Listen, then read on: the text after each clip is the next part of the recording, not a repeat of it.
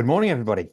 Thank you for joining us this morning. We're going to do that usual thing with a webinar. We're going to give everybody a few minutes to come into the room, but just so we make sure everything's working, if you can see Sean and I, and you can hear me talking, just pop in a chat where you're joining us from this morning. Really good of you to take some time out of your busy days to come and hear us talk about all things AI. But pop something in the chat for us. Let us know. We've got Kim from Basingstoke. Hi, Kim. We've got Emma from the Isle of Man. Welcome, Emma. So we know the chat's working, so that's always always a good start. Whilst everybody's doing that, I'm just going to get our slides up and running, ready for us to kick off the session. So people are still pouring in, so that's all good. Thank you for the comments. So a bit of housekeeping. First of all, my plan is this is going to be about 45 minutes. So we will have you on your way by about 11:15, unless we get inundated with questions, which we're very happy to answer. If that happens, then the latest we will be away is 11:30. So do throw the questions in.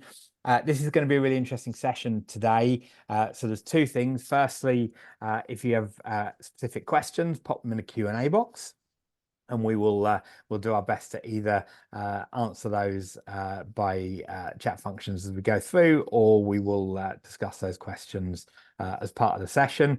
But equally, use a chat box for any observations, comments as we go through the topic for you today. So let's get underway. Thank you again for everybody who's joining us. We are talking today about implementing AI breakthroughs. Everybody, unless you've been hiding under a rock, will have heard about things like ChatGPT and some of the scare stories that we're going to be automated out of our jobs. You'll be pleased to hear that's not going to happen, at least not yet.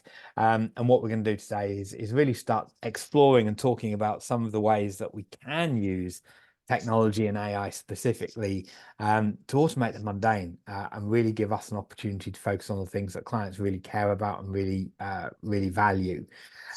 So let's do some introductions. First of all, for those that don't know me, my name is Will Farnell. I'm founder at Farnell Clark and co-founder of App Advisory Plus. And I've written a couple of books that hopefully some of you have seen or maybe even read. The first was The Digital Firm, and the second one was The Human Firm, kindly published by my friends at Sage this time last year. And today I'm joined by Sean Smith, who has one of these fantastic titles, Accounting Evangelist at Sage. Sean, do you want to just give everybody a quick intro in terms of who you are, where you've been, and what you do now at Sage and AutoEntry? Yeah, absolutely. Yeah, so I do have a jazzy job title, don't I? And it's a really fun job. I get to basically spend huge amounts of time with our customers and our product teams, and then I act as the middleman, trying to like join those two people together as often as we can, which I absolutely love. It's really good fun. And what's the background? Where were you before? Because you've been Yes, around the space for a little while now, haven't you, Sean? I have. Yeah, for my Not son. saying you're old or anything. No, although I've certainly aged in this industry, I believe. Yeah, so I plotted history of myself then. So studied accountancy and finance at university. I did go into practice, but I didn't last very long. Possibly if we'd used more sort of, um, effective tools like AI or sort of automated tools, I would have lasted a bit longer at the firm I was at. But alas, I did not, and I moved over to the software side about a decade ago. So I've worn various hats there. I worked for Free Agent, Zero, Clarity, and now Sage. I did a good stint at each of those businesses.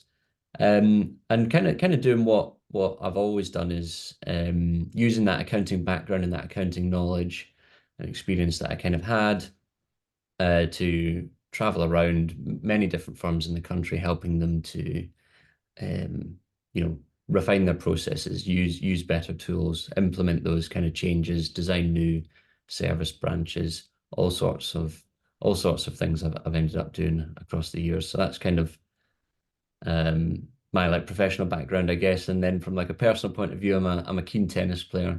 I don't know if I've ever told that to you before, well, No, but yeah, didn't know that. yeah, I play a lot of tennis. Really keen on that. In fact, I was playing a tournament just this weekend, so Excellent. Good yeah. stuff. So plenty of experience to bring to bear on this topic, and you're certainly working in the tech space. You will, and certainly for 10 years, you'll have seen a fair amount of technological advancement.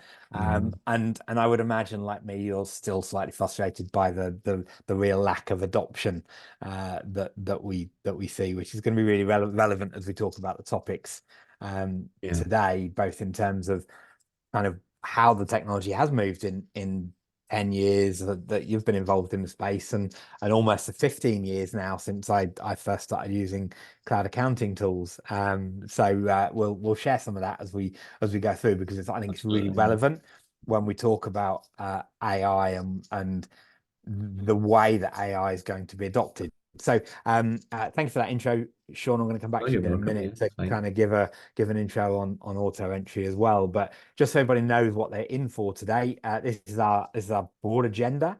If you've attended these App Advisory Plus App of the Month webinars in the past, you'll know that these aren't pitches. These are conversations that we hope will kind of trigger some of your own thinking.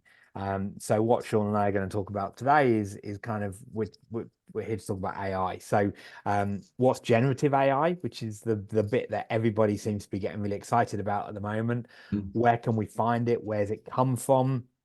Um, how is AI useful in automating what we do? How is it baked into products like AutoEntry and other tools that you're perhaps using in your firms right now? What are the real opportunities in accounting and bookkeeping? And when we talk about that, we're not just talking about the fact that we can use it in our workflows, but actually thinking about broader use cases in terms of marketing content and various other things that we're going to explore in the session today. Thinking about building an AI enabled app stack, we'll kind of come on to that later, but that's really thinking about making sure that you're using and selecting tools that are going to develop and invest in AI to make the best out of the tools that you're using.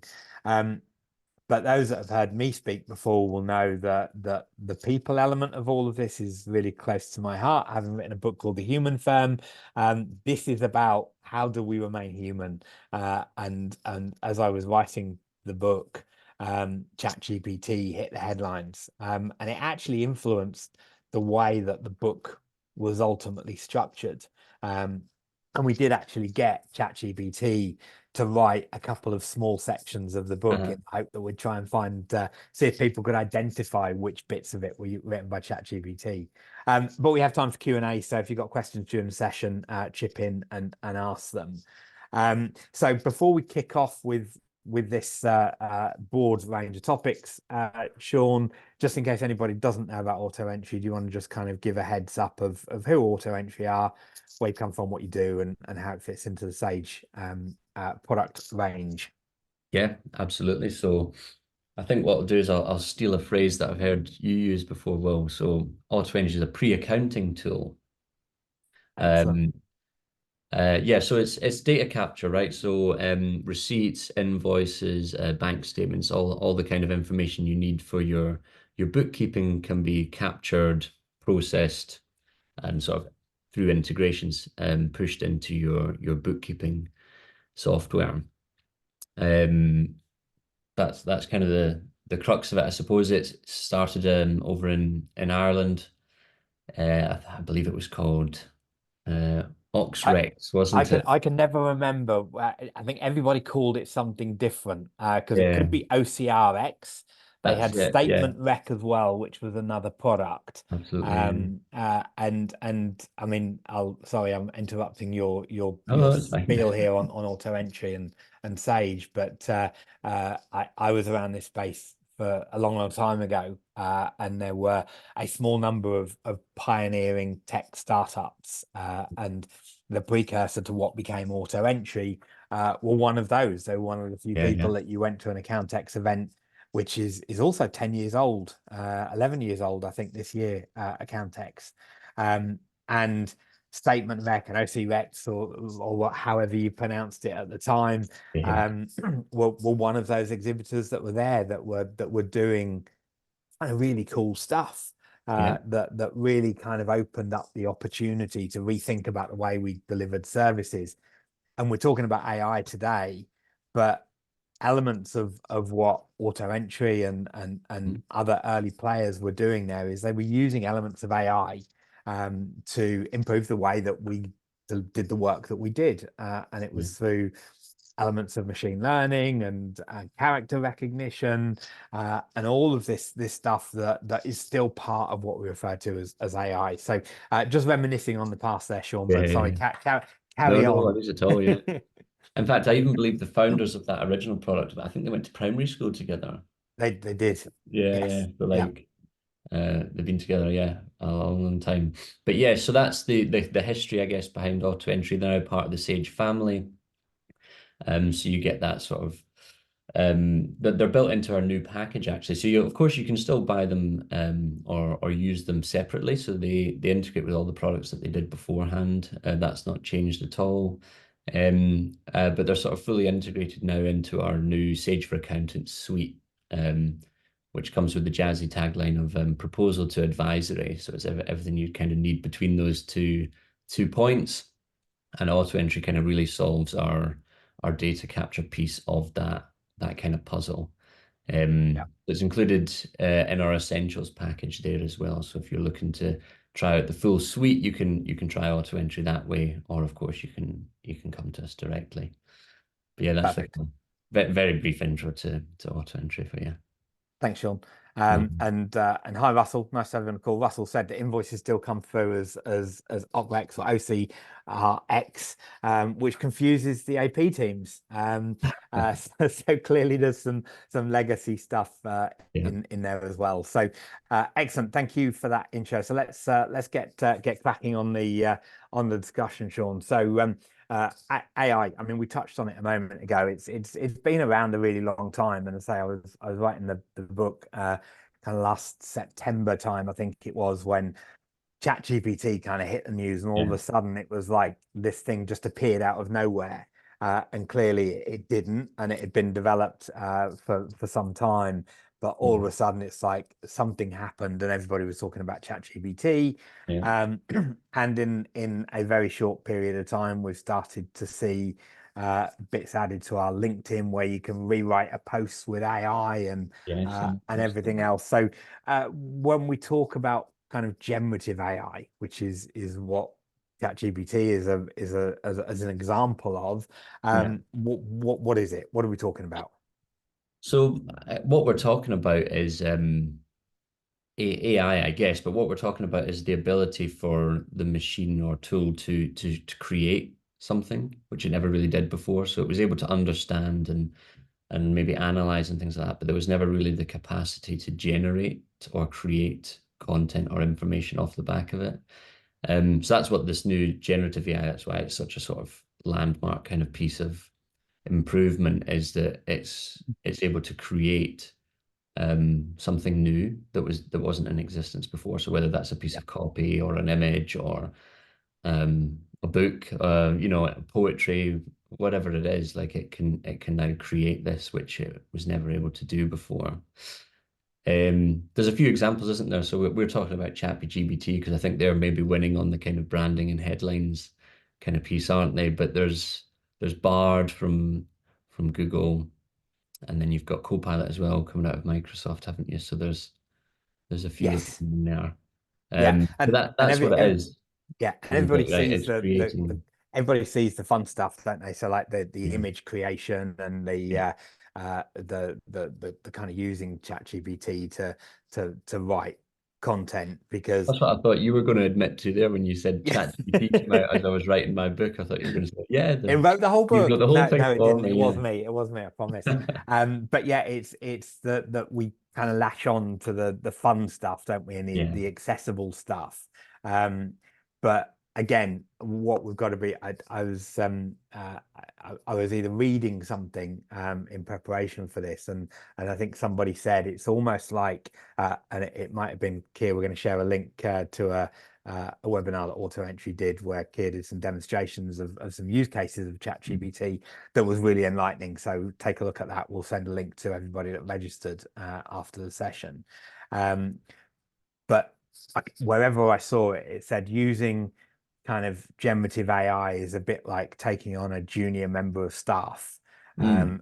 And you need to check everything. And there's lots of kind of stories that I'm sure people have seen where people have been able to kind of get ChatGPT to give you an answer that you want rather than the real answer by continuing to probe the questions. But clearly there is an opportunity. I mean, and if people listening to this have kind of played with this, or you actually using generative AI already in your practice, pop it in chat. Tell us how you're using it. It'd be really interesting to see kind of what people are doing. And if you're not using it yet, perhaps kind of tell us what's stopping you, because it'd be really interesting to see those couple of things there. So sorry, go on, Sean. I was going to say, I You're going think to say what's something. interesting about the generative AI piece is that's the kind of like tipping point where it's become really sort of like trendy and it's in all the newspapers and everyone's kind of talking about it. I think what's interesting about the generative piece is we think of it as it's creating this information. We're asking it a question and it's or asking it to create something that creates it from scratch. But the reality is, and I think what's made it possible is that it's sort of combing like these what we call like these databases that are called large language models, and it's combing those and then finding what it thinks is like the most relevant kind of answer and repackaging that and using our own language back to us, which is why it's so impressive, I think, because it feels like it's having a conversation with us, doesn't it? And I think Yes. that's Yeah. what's quite interesting about it is that it's not necessarily creating new information so much as it's now got access to so much information it's able to um like synthesize from what is already in existence and create Yeah. like summarized answers or that kind of thing for us, which is really cool. Yeah, I think the summary stuff is where the real opportunities are. And again, Yeah.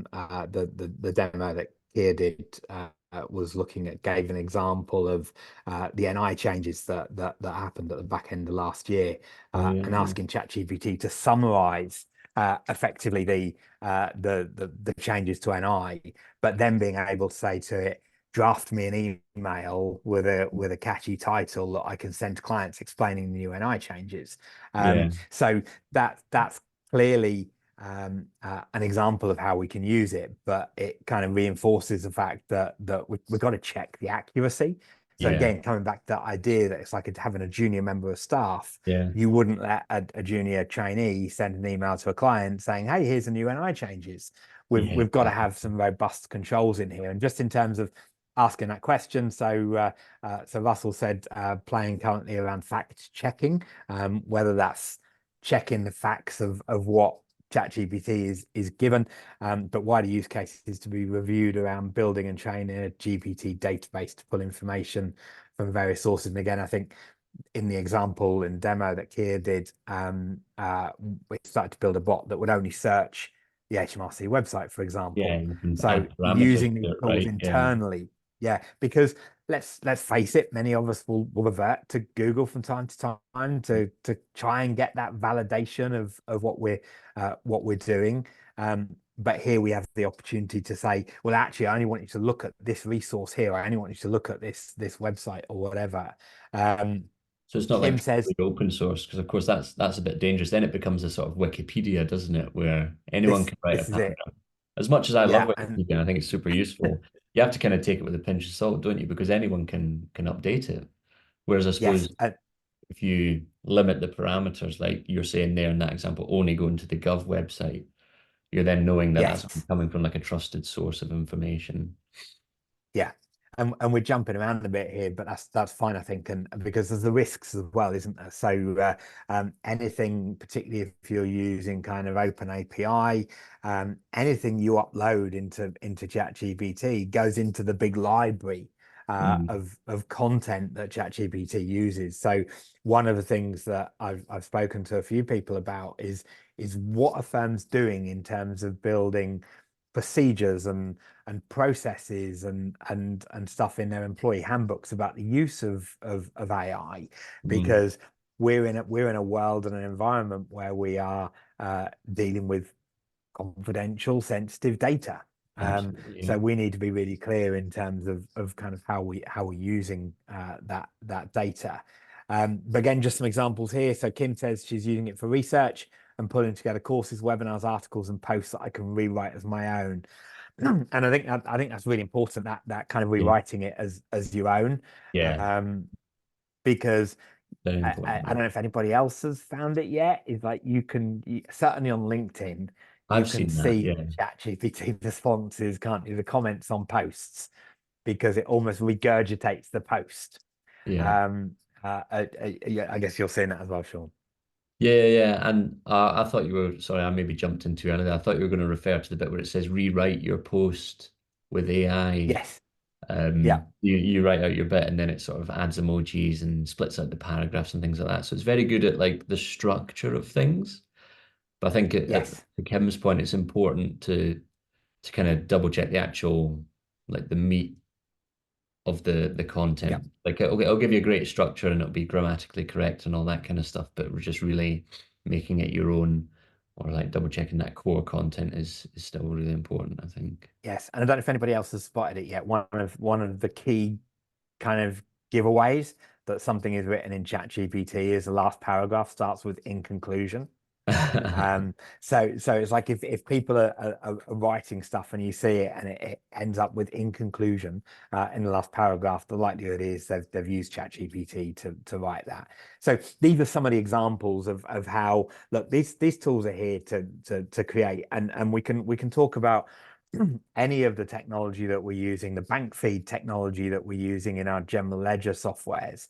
Um, I'm sure we've all had clients that have blindly just accepted whatever the suggestions are.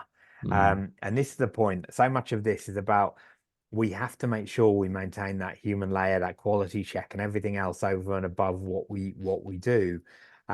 And we can't blindly accept everything that's thrown at us. We have to be able to kind of add that quality check that for now and for some time is still going to sit with us as human beings, in terms of that human intelligence that we have to validate what we're doing. Because whilst we're talking about artificial intelligence, again, I keep quoting Keir here, but Keir said that it's not intelligent in a sense that it's just using what's available to it. yeah. So it's hasn't got So that it's still opportunity our to. responsibility, right, to Yes, provide true and accurate information that it's pulling from. Because that's where it's yes, learning. You know, it's learning from like this database, but we're populating that database. yeah, Right? So yeah, it's our responsibility, and that's where we're bringing the intelligence. It's just bringing the sort of artificial bit, I suppose. Like it's speed and ability to go through that database much quicker than a human could. yes, Is yeah, where its absolutely. value is, right? Yeah, totally. And Marie said, I use ChatGPT for the marketing and a framework, but wouldn't use it for any sensitive data. It's working now in April 2023, so it's always behind with the data that it's using. And I know when it was first launched, it was much earlier than that. I think it was 2021 or something. Mm. So that the caveat here, guys, is that we need to look at how we can use these tools to work smarter, more efficiently, more effectively, but we have to make sure that we are looking at how we're using it, Yeah. and what we're doing with the outputs that are being created. A couple of other things that people might have seen recently, Sean, Microsoft have launched Copilot, Yes. Yeah. which up until a matter of I want to say weeks, but it's probably a couple of months now, was only available to large organizations that would commit to a 3-year time frame and take 300 licenses. It's now available at about £20 per month Seems for to be the for going small right now. businesses. For small Yeah. businesses. And again, it's another prime example of generative AI. I haven't looked at it personally yet, but if anybody's started playing with it, again, let us know how you're finding it.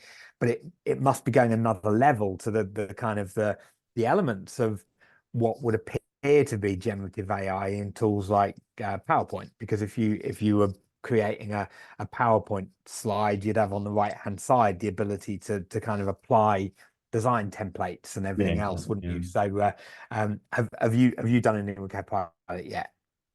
I've seen those pieces. I've not sort of actively used it, but yeah, it's really interesting. You can almost like copy and paste in like a color scheme kind of idea, and it will then generate a bunch of like suggested templates for you on that right hand side, which I find really useful. Or it can like match color schemes and things like that for you, and it's all just a much more accelerated rate than I'm terrible at for like wanting things to be spot on, and then like you'll go into the color panel and you've got to like find that hex code, and then you end up writing it down. And yeah, it's a total.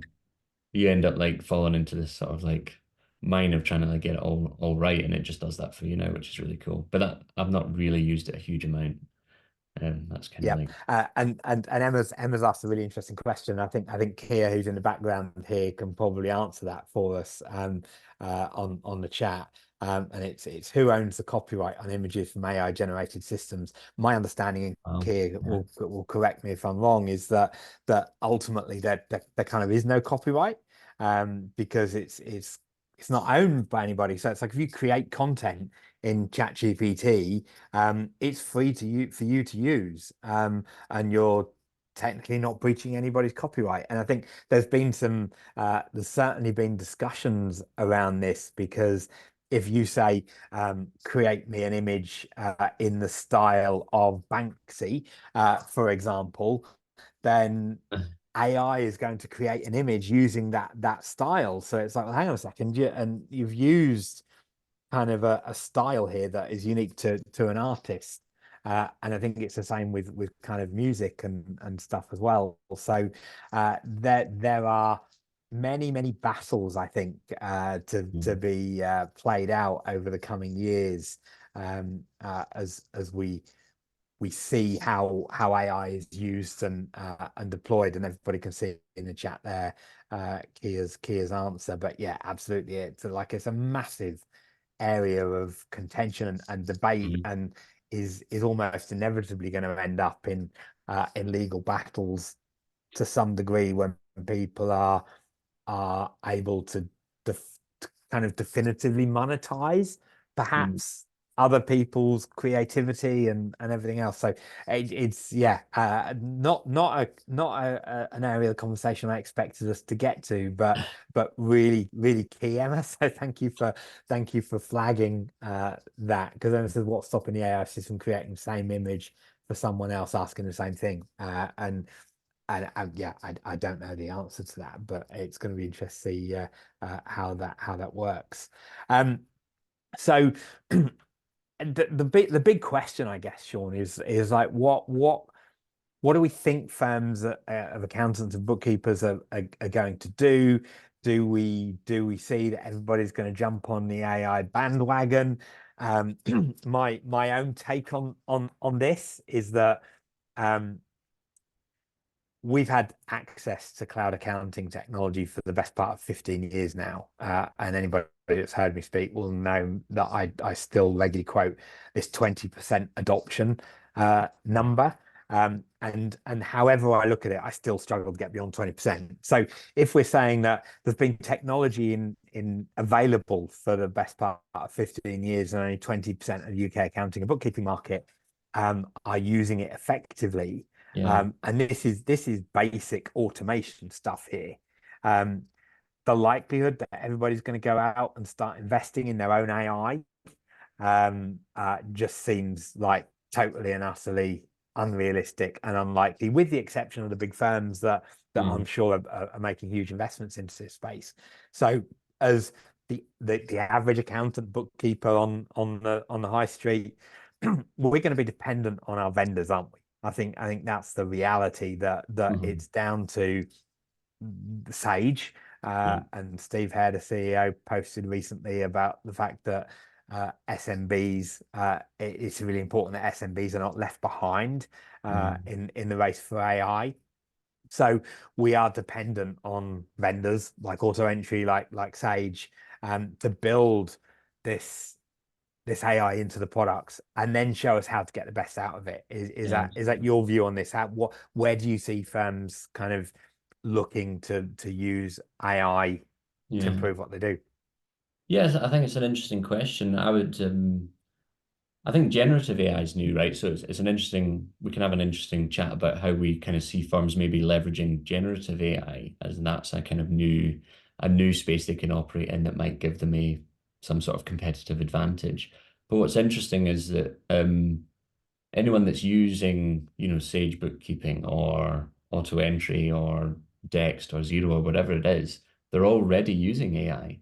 Yeah, It's already in there. Like these our tools have had AI built into them, like versions of it, not generative AI, but other versions, earlier versions of AI, like large language models and things like that, have been in these systems for the best part of a decade yeah, already.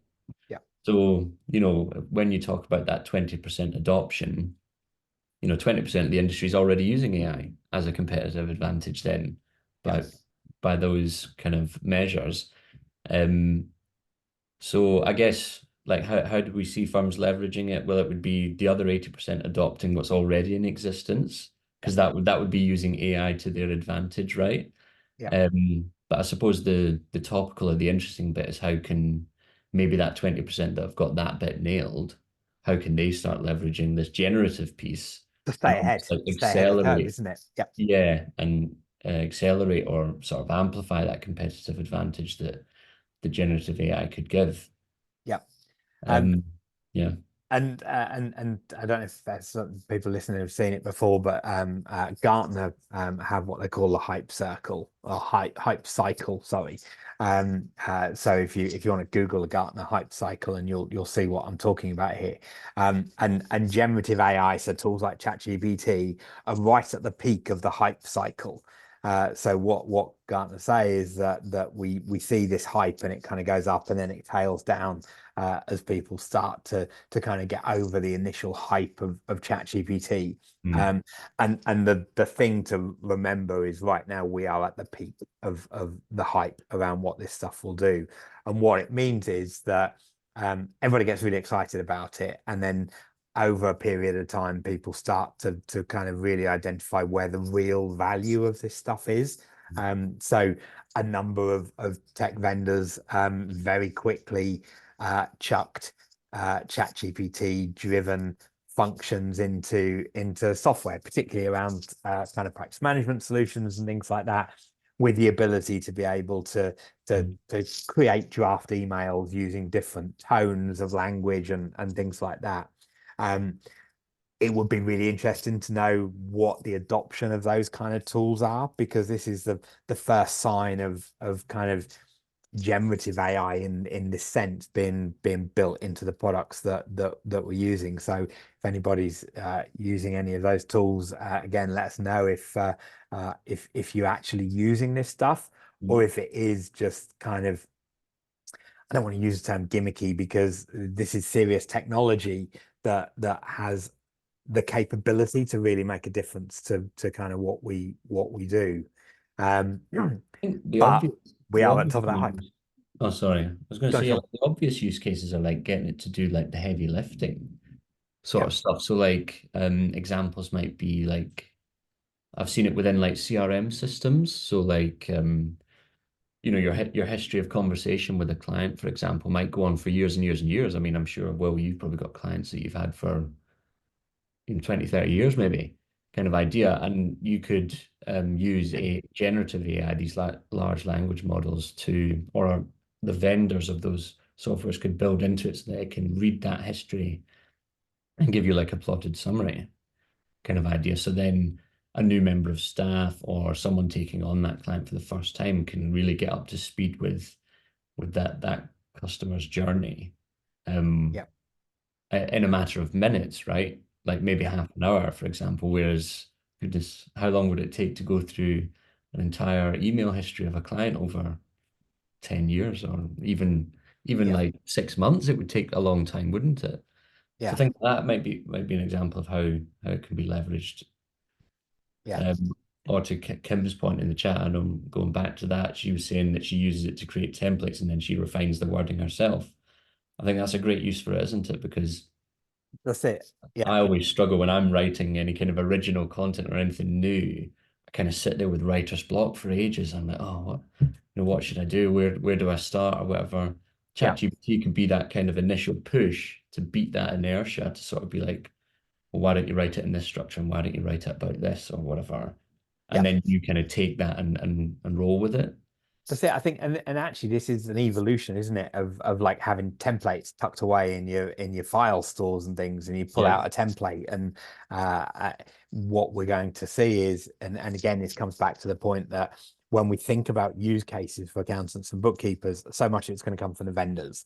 So Mhm. if you're using Sage's account production software and bookkeeping and sorry, tax software, the ability to be able to draft an email and take the data that we know is correct. So Mhm. we know that the tax has got to be paid on the 31st of January and there's a payment account in July.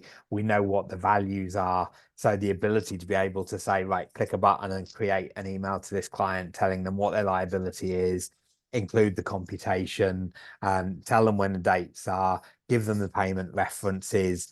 All of this stuff should be able to just make that kind of part of the process. And I mean, I don't know about other people. We filed, I don't know, 1,600 tax returns for 2023. Mhm. So even if it takes 5 minutes per email to do 1,600 emails to a client telling them what their tax liability is, and What's okay, the we've answer got there? we've got some we've Quick got some math. automation in that already. Let's just caveat that.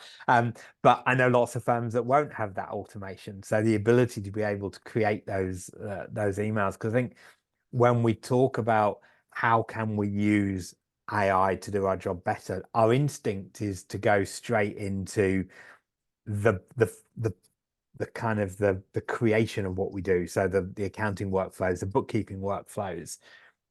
But actually, it's again, if we look at the fact that we're talking about automating the routine, the mundane, then so much of it is the admin stuff, isn't it? And it is the marketing stuff. It's I saw somebody do a demo of give me 50 suggestions for blog articles for an accounting firm, Yeah. and it just kind of came up with 50 titles.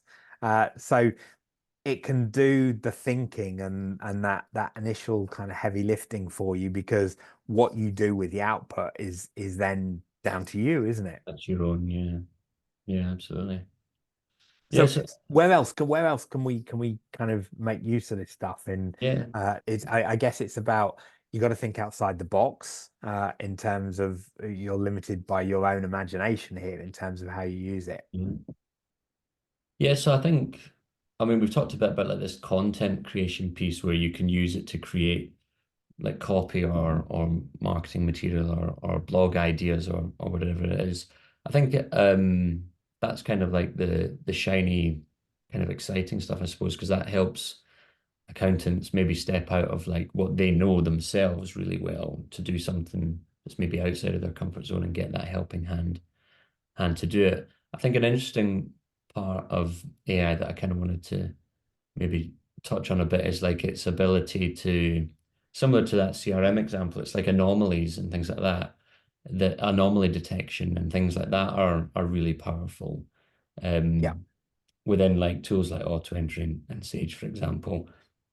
And we kind of see them in these tools already, but I kind of want to call them out. So it's like you upload a receipt, it recognizes the receipt and and it knows that typically the sort of information, the key information's at the top right. It's learned that over time. Um, but in other examples, like if an expense comes in and it's from a particular vendor, what it can look at is like the full database across like the globe, anonymized, of course, of like when that vendor comes through, what's it normally tagged as? yeah, And it will look through, 100 million transactions and be like 99% of the time it's tagged as X. And it can then like preemptively tag that for you. And then all you're having to do is maybe like review that piece yeah, rather than having to do like, so that's like automating the reconciliation process a little bit. It can do things like that, right? Yep. Yeah, The absolutely. audit trail, like searching audit trail, like you go into the system, you got to look through that yourself kind of idea. You can maybe get it to do those kind of things for you. Yeah, I mean, I'm not an auditor, but certainly when we think about what's involved in audit and the amount of data that's being reviewed, Yeah. I mean, this is where there's real opportunities because of the amount of data that's being analysed here. So again, when we look at where are the easy wins for Mhm. AI, audit is kind of right up there in terms of this is where AI can and there are audit tools out there that are already doing this in terms of Mm. using AI to kind of streamline that process. Just going back to kind of our adoption again. Thanks, Russell, for the input here. Russell said the last 10 to 15 years have been optional to adopt automation. The next 10, AI will take the optional element away to differing degrees and Mm. force through adoption and value of using AI. And Keir responded to that and said that it suggests that if people don't use generative AI in the next year, then there will be an actual competitive disadvantage. If your Mm. competitor is knocking out emails via ChatGPT in seconds to communicate things like compliance changes, and you're still trying to set aside a few hours to write that email, then Mm. clearly yeah, it's about efficiency, isn't it? And that kind of leads It us on allows. to kind of almost a couple of the other things that I want to touch on in Yeah. terms of firstly making sure that we're selecting technology that is is focused on and the vendors are focused on making sure that they build the AI into the tools that are going to give us those advantages. Because yes, creating an email is a standalone thing, and Microsoft are going to do that for us. That's great, and we can use ChatGPT to do that.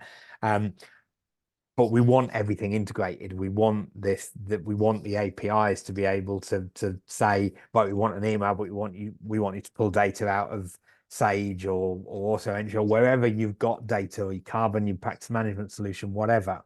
Yeah.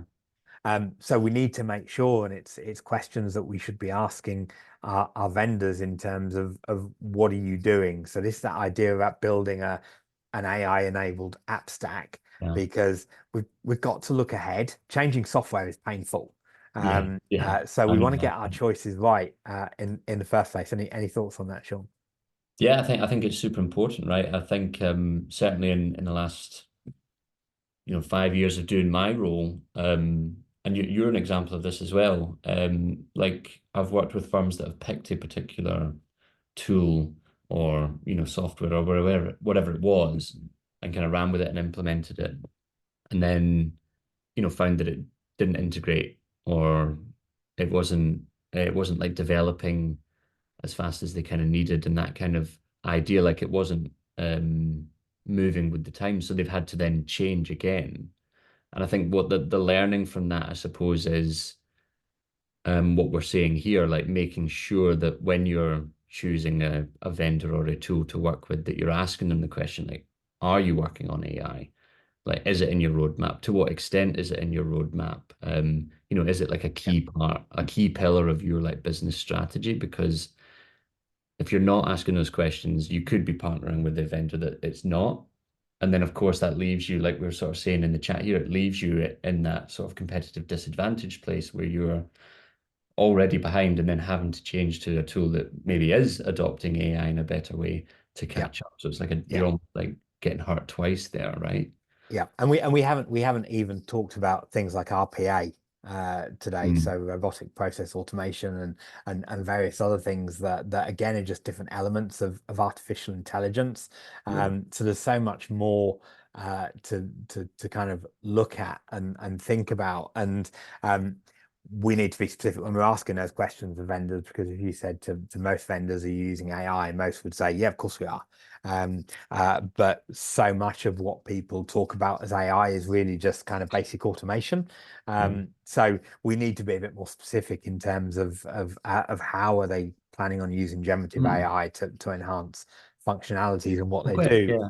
Questions And like, are they building it themselves? yeah, Or are they exactly. or are they going to like leverage, OpenAI, ChatGPT, Bard, whatever it is? Are they leveraging that? Like, how are they if they're able to answer more specific questions about how they're achieving it, that Yep. will illuminate to you whether or not they're really doing it or not, Yep. right? Yeah. And the key bit here for me, as I said right at the beginning, is that we are professional services providers. We need to remain human. Yeah. Yeah. This is the bigger risk, looking way into the future in terms of when AI is preparing a set of accounts for us. What is that's left for us to do? And the thing that AI certainly now can't do is that human empathy, that emotional intelligence that as Yeah. humans we possess. And when we talk about things like generating emails, how do we make sure that our clients still view that we've got their back and we understand them and we're asking the right questions? But ultimately, this is about in the book I talk about the cycle that we've been through from the point where accountants used to have great relationships with their clients, and we've gone through regulatory change and compliance requirements, and actually technology's enabled us to get the time back to rebuild those relationships. But Mm. the best bit of it is that the relationships are now fueled by insight and intelligence that we get by using technology effectively. So we should absolutely be grabbing the Insight that we opportunities. wouldn't be able to get at Yeah, scale, right? yes, exactly. That's where it's valuable. And in that timely manner. So the fact Yeah. that we have bank feeds and we have pre-accounting tools that mean we can get data as close to the point of transaction as we Mhm. possibly can, whereas even those that are not using those tools are still looking at data that's potentially 18 months old. Yeah, forever, doesn't it? That Yeah. that doesn't let us have these kind of valuable insights and conversations. So we Yeah. need to be making sure that we understand what's the added value that we deliver. That means that clients don't just go out and buy the AI technology tools that will do this for them Yeah. anyway. So there is great opportunity, but that there is also risk that we need to be aware of and think about in terms of how we blend using technology, using AI, but what we do for our clients to make sure that they really understand Yeah. that we understand them and help clients understand what they really need rather than what we think they need, which is really important. Yeah, absolutely. Yeah, I think it's We are interesting, like in terms of that like competitive advantage piece that certainly generative AI could create. I think it's like um it's kind of giving you the ability to like outwork your, I don't know, peers or competitors or whatever you want to call them. Um kind of sillily, I was thinking there, if it allows you to outwork like the people around you to give you that competitive advantage, it's a bit like, I don't know if you've ever heard Kobe Bryant talk about how he used to train for basketball. So he was saying that the majority of the people he trained with, they got up at like 10 a.m. They do a training session, then it would take them like 4 hours to recover, and then they could do another one. So what he did was get up at like 4 a.m. He could do a training session, rest, train, rest, and train. So he was getting 3 sessions in every day, and they were getting two, and that's how he was able to become like amazing and great and be so much better than his competition. I think generative Mm. AI can almost be used in a similar kind of way to that, where if it's doing the heavy lifting, the draft content generation, templating, things like that, it allows you to then outwork the people around you, I suppose, but without you're not having to like do the you're not having to get up at 4 a.m. and write the blogs or whatever. It's kind of helping you, it's giving you that advantage without you losing the time. Yeah. Yeah, Yeah. perfect. I'm conscious it's 20 past, so we've, Yes, yes. as I expected, a great conversation and really value everybody's input in the chat. That's really kind of brought the topic to life. But just to kind of wrap things up for us, so a few key takeaways. We always like to finish with kind of key points for you to take away. So first of all, review your ledger and app stack. Look for ways where AI is already being implemented to enhance what you do. Always start with human first. So what processes can be improved, speeded up, or eradicated by using technology to enable us to use that human time, the most valuable time that we've got, to do the things that really matter to clients. Research. this is a fascinating arena. There's loads of information out there, loads of articles that are very relevant to our profession. So go out and find it. And stuff's changing so quickly. Take out a And trial. You get access to it yourself, right, and just play with it. yep, That's how I absolutely. started. I Yeah, literally like just got the free version of it and started typing in silly questions and testing it and stuff like that. And then I've become a bit more sensible with what I'm typing in these days. It started out with like I was sat with my mum, she's a vet, and I was like, "Oh, how do you fix a dog's broken leg?" And ChatGPT wrote out like how to do the surgery, and she was like, "Oh yeah, that's pretty pretty close close. to the answer." Yeah. Whereas now I'm doing it more from like a work point of view and kind of testing and things. But yeah, I think that's a really good way of getting to Yep. understand what it And can and can't do is just play. and we mentioned Copilot. So Copilot is there, Yeah, but a subscription to Open API, I think, is about £20 a month. yeah, That gives you that kind of greater functionality. But again, just be really careful about stuff you upload into yeah, ChatGPT. And I mentioned it a few times. Both Sean and I kind of watched Kira's webinar, and thank you to Kira who's been in the background and answered some of the technical questions for us today. So when we send out at the end of the webinar later on this afternoon, we'll send out an email to everybody with a copy of the recording, and we'll include a link in there to get access to the webinar that Keir did, which was a crash course in AI breakthroughs. And in that, Keir kind of gave some real life demos of how you can use ChatGPT to do things that we've talked about in the session today. So definitely worth taking a look at that. It was a fascinating 30 minutes or so, and some real practical uses of ChatGPT for accountants and bookkeepers. So do check that out. If you're not using AutoEntry and you'd like to give it a go, then you can sign up for a free trial and get 25 credits, which will let you scan 25 invoices or receipts. So QR code there on the screen. Again, in the follow-up email, we will send a link to that. So if you wanted to have a play around, you are very welcome to do that. And awesome. whilst I thank everybody, there's a slightly bigger QR code there for you on the screen.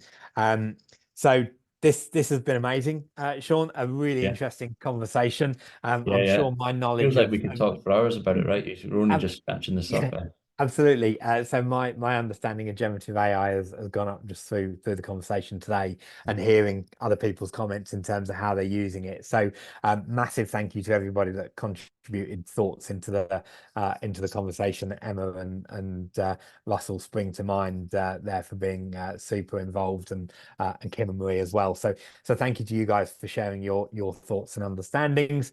Absolutely.